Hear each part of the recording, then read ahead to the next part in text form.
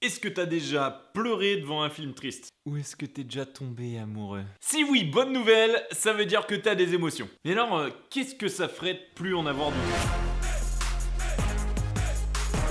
Les émotions, c'est une des choses du corps humain qu'on a encore pas mal de mal à définir de façon claire. Parce qu'il y a déjà beaucoup de psychologues qui disent que l'émotion en elle-même n'existe pas de façon psychologique. C'est-à-dire qu'on peut voir que les effets de l'émotion et pas l'émotion en elle-même. Et du côté biologique, on peut penser que la définition serait plus facile à écrire, parce qu'on devrait pouvoir mesurer des signaux électriques dans le cerveau quand c'est stimulé.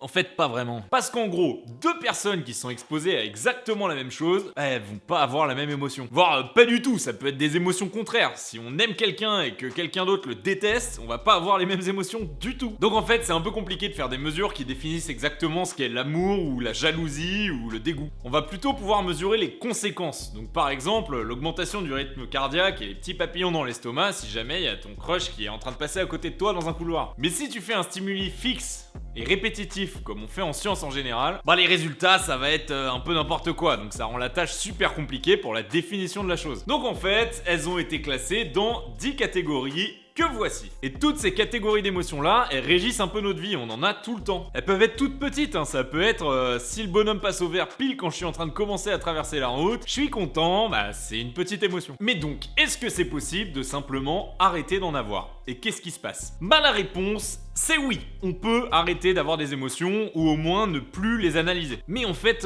c'est franchement pas une bonne nouvelle si t'es capable de le faire. Parce que quand une émotion est activée, l'organisme, il va répondre immédiatement. Pour pouvoir faire face aux défis que constitue le caractère émotionnel de la situation. Donc ça peut être une opportunité à saisir, un danger à éviter, ou un obstacle à détruire pour pouvoir passer. Quoi qu'il en soit, ton organisme, il va se préparer à interagir avec son environnement. Donc ça peut dire se barrer, ça veut dire se cacher, ça peut dire j'ai envie d'aller l'embrasser, des choses comme ça. Et donc si t'as plus d'émotions, ça veut dire que tu t'en fous de tout. Ouais, c'est cool, j'ai gagné 10 millions, je m'en tape.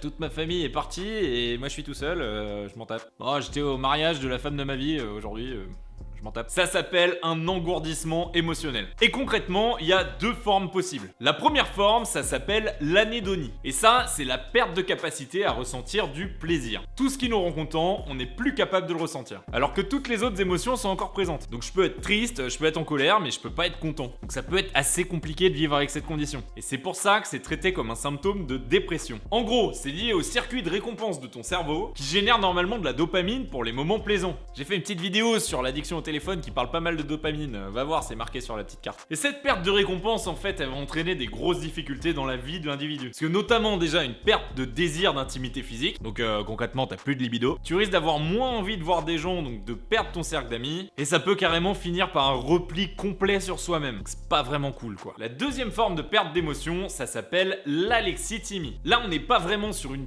perte de capacité émotionnelle pure, mais plutôt sur une difficulté d'interprétation et de séparation des émotions. Alors que ce soit nos propres émotions ou les émotions des autres. La définition la plus simple que j'ai trouvée, c'est l'absence de nom pour définir ses émotions. En gros, on sait pas vraiment ce qu'on ressent, et puis quand quelqu'un nous envoie une émotion assez claire, on n'arrive pas à la lire. Et forcément, ça entraîne pas mal de complications aussi dans les interactions qu'on a avec les autres. Et donc l'alexithymie, elle rentre dans le domaine de l'autisme. Ça enlève aussi carrément le côté créatif, l'humour, et ça donne quelqu'un d'hyper pragmatique. Un peu comme Drax dans Les Gardiens de la Galaxie, le mec il prend tout au premier degré, et c'est marrant à l'écran, mais dans sa vie de tous les jours, ça doit être compliqué. Et il y a plusieurs déclencheurs connus de l'alexithymie, notamment le stress post-traumatique, donc c'est un changement de perception après un événement traumatisant, ou des addictions comme l'alcool et la drogue, ou encore on voit ça chez les boulimiques et les anorexiques. Bref, c'est possible de perdre ses émotions, ou juste de plus du tout les comprendre quand elles arrivent. Mais c'est vraiment pas fun. En général, les gens qui sont touchés par ces conditions, ils souffrent pas mal, et c'est un cercle vicieux, parce que plus on souffre, plus on va s'enfermer dans ce vide émotionnel, ou alors on va chercher d'autres alternatives comme l'alcool et la drogue,